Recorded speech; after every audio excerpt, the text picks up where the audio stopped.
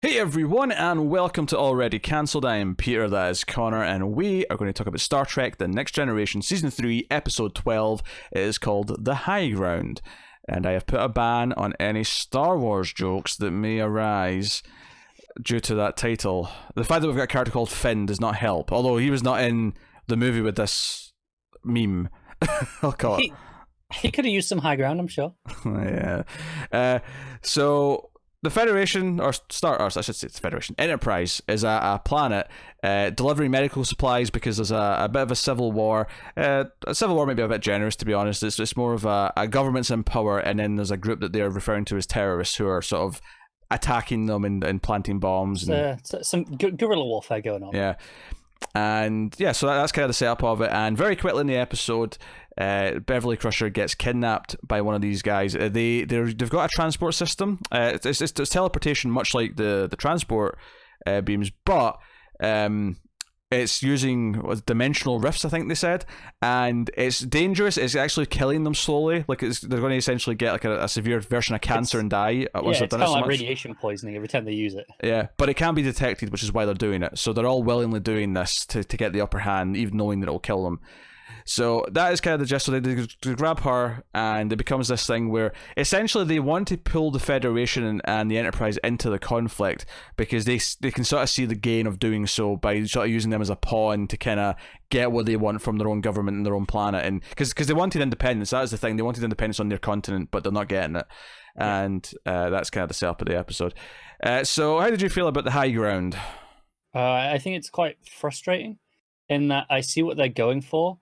This is, in terms of the historical context, it's very much the Enterprise is basically America, arming the rebels is kind of what they want it to be, and from the rebels' perspective, kind of like, hey, look, give us a hand with this, overthrowing this government, it'll be good for you.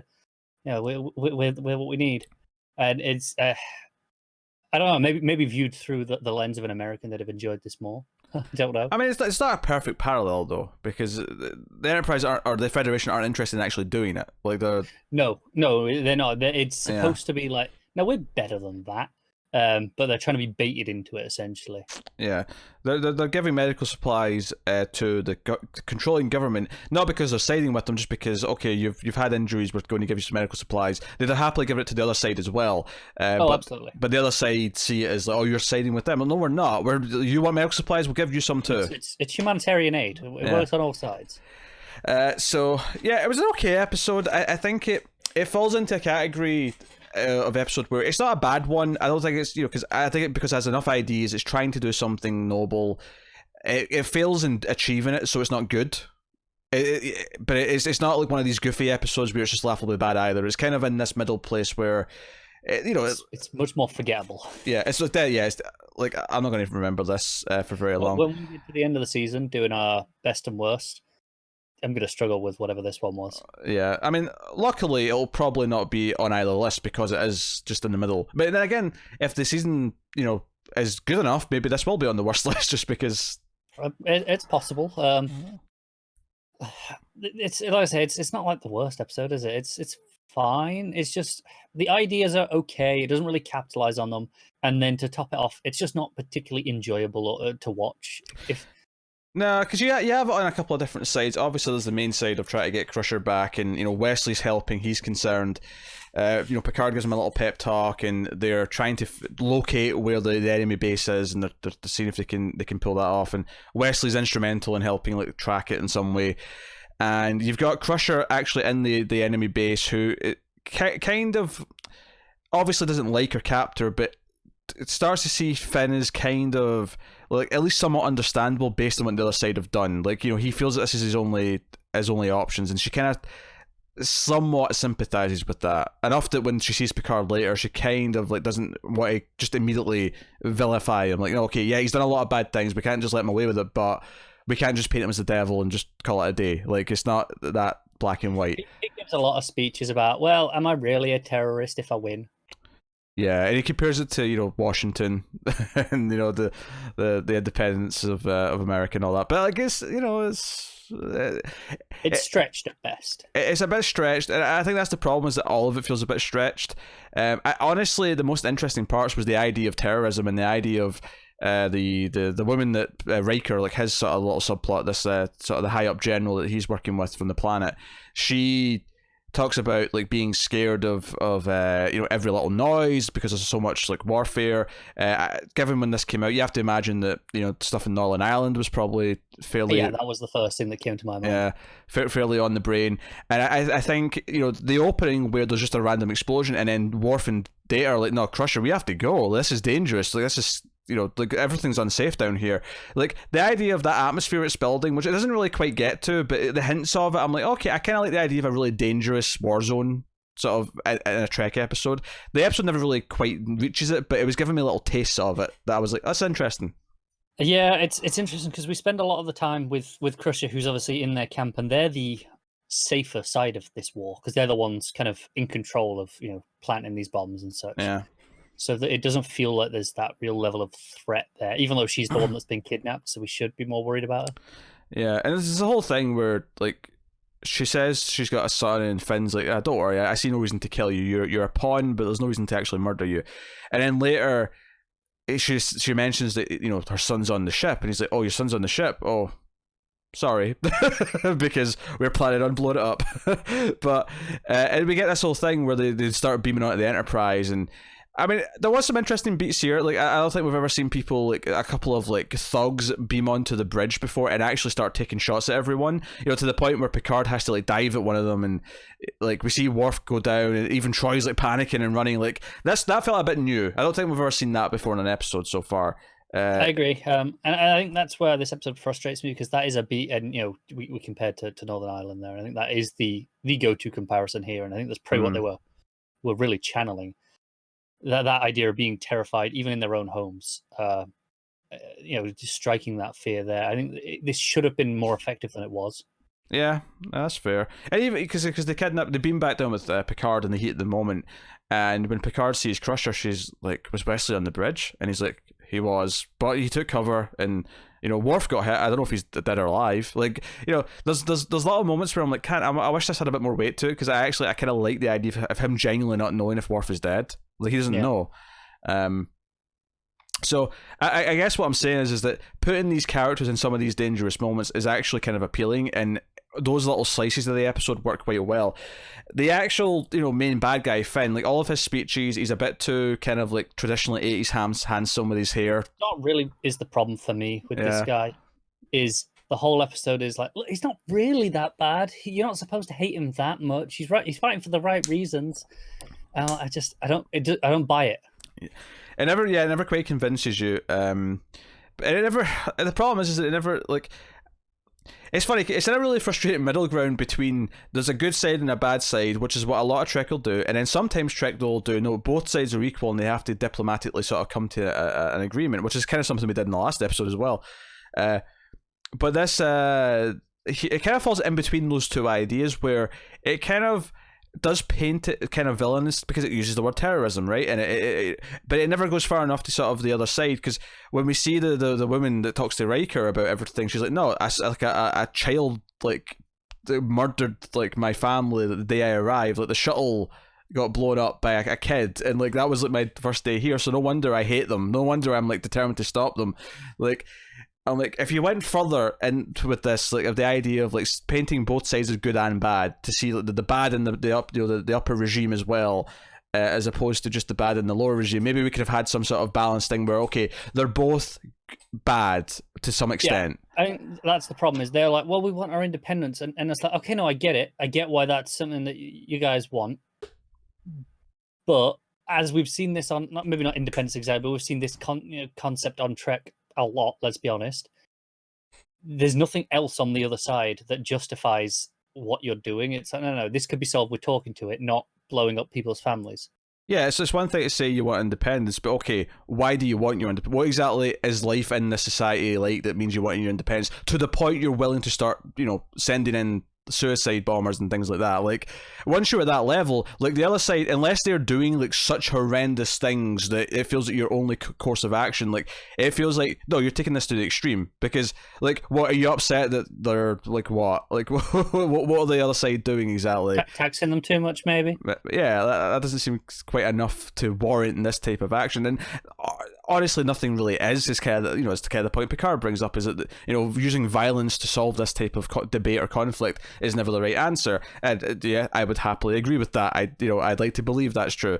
But the episode, like, if it wants to sort of try and paint it as, okay, it's shades of grey rather than right and wrong, it doesn't go far with both sides to actually give us those shades of grey. It still kind of always feels like Finn's side is a terrorist group, despite the fact that it tries to make us sympathetic towards them through Crusher. No, that's it. He constantly is like, no, we're not terrorists. We're freedom fighters, essentially. And it never goes far enough for us to actually convince us that that's a possibility, to ever even see them as anything but, no, they're just terrorists. Yeah, like, what are the other side doing? This is not like... it never feels like the brown coats, amongst, it never feels like, Malcolm crew, not Malcolm Reynolds and his crew were doing anything with these people, but it never feels like we get a sense of why, at the end, why the Alliance and Firefly were so bad, to why there was a war, why the Independents did try to fight them, why there was this conflict. Yeah, like, is this government, are they taking your firstburn and, what are they doing? Servitude? Like, what is it that's that bad that justifies you blowing up their families? Yeah, you never get there. And again, I liked some small moments. I like the sentiment at the end where, the woman kills him and Riker's like, you didn't have to kill him. And he's like, hey, yeah, but if we didn't and they just would try to escape, it would create more violence. At least maybe in the short term, this will calm things down a little bit. He is a martyr. She acknowledges that, but like, maybe in the short term we can do something with this. And the kid, because there's like a kid that's around in the camp before who's like working for him, who sneaks up behind her. We see him earlier, but he sneaks up behind her and he's got a gun pointed at her. And they talk him down, and it's Crusher who says no more killing. And afterwards, the kid was escorted off, by security, and she says, "See, he'll replace him. It never ends." And Riker says, "Well, no, but he could have killed you and didn't. Maybe the start of the end is just one person putting down their gun, like what just happened." And I like that beat. That was a nice message. It was a nice sort of idea. Yes, this doesn't have to be forever. That you can evolve beyond this. We can outgrow this. But yeah, it just, it's few and far between, and I think a lot of it just feels a bit undercooked. To really, I did kind of like the danger though when they all beam on the Enterprise, and like they're in engineering, and the only reason why they don't blow up the Enterprise is because Geordi just happens to be there and is able to get stop them, the bomb, and because smart little trick, he puts his little his transponder onto the bomb and says beam my location, and Troy doesn't get it and she's like, wait, what? Beam him? And so I like that little moment, that stuff. Thinking on his feet. Do you know what bit I thought was funny though? Is that Finn beams back onto the Enterprise to sort of give terms, and it's Troy who's walking in the hallway, and he's like, "Don't speak, just listen." And he says, "Oh, we want this. We want the Federation to block their convoys and stuff. We want them to do a big complete blockade, and we these are our demands. These are our terms. You'll get your people back, and they'll be treated well as long as you do what we say." And he just beams away again without giving her a chance to even respond.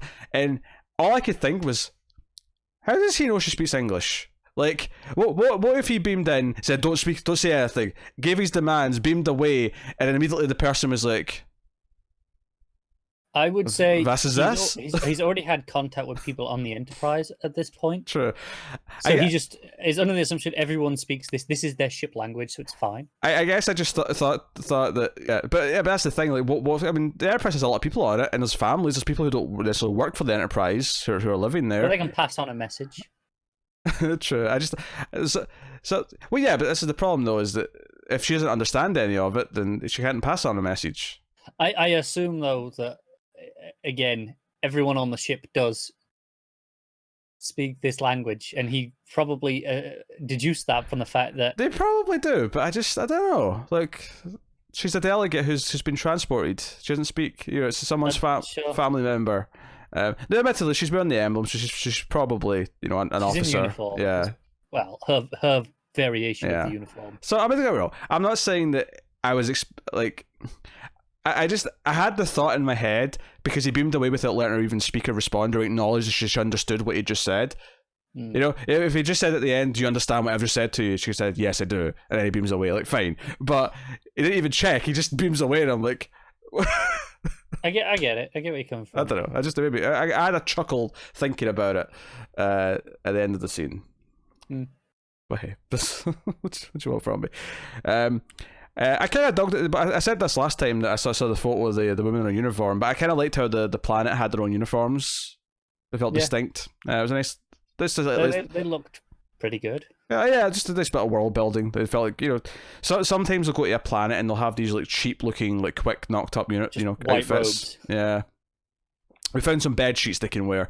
Yeah, and it's not like these were anything particularly special. It just that they had some design put into them. Yeah. Like if this had been another show, like this could be another space show, and this could just happen to be what the main characters all wear. You know. Yeah. So yeah, it's all right.